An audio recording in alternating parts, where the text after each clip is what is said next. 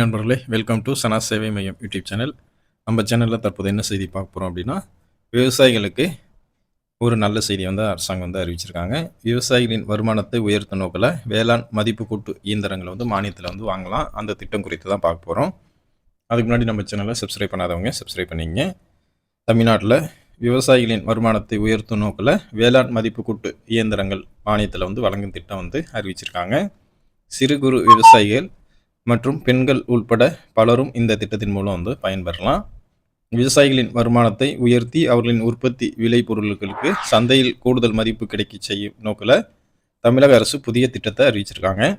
இந்த திட்டத்தின் கீழே பல்வேறு வேளாண் மதிப்பு கூட்டு இயந்திரங்கள் விவசாயிகளுக்கு மொத்த விலையில் 50% வரை மானியத்தில் வழங்கப்பட இருக்குது.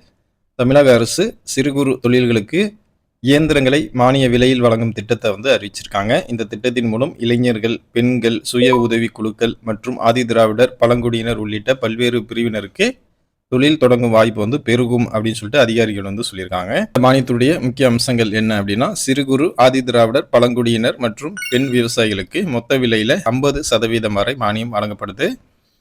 பொது விவசாயிகள் மொத்த விலையில 40% வரை மானியம் வழங்கப்படுது.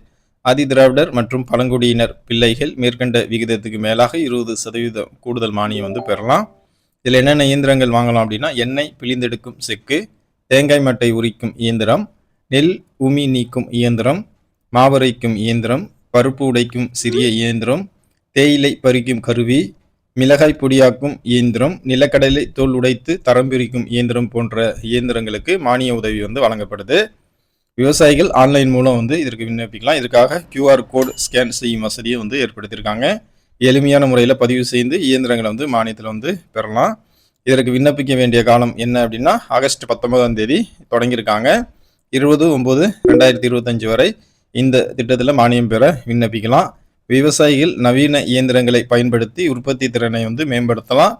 அதோடு விளைபொருட்களை மதிப்பு கூட்டி சந்தையில் அதிக விலைக்கு விற்று வாய்ப்பையும் பயன்படுத்தலாம். இந்த மானிய திட்டம் விவசாயிகளின் வருமானத்தை உயர்த்துவதில் பெரும் துணை புரியும் அப்படின்னு சொல்லிட்டு தமிழ்நாடு அரசு சொல்லியிருக்காங்க.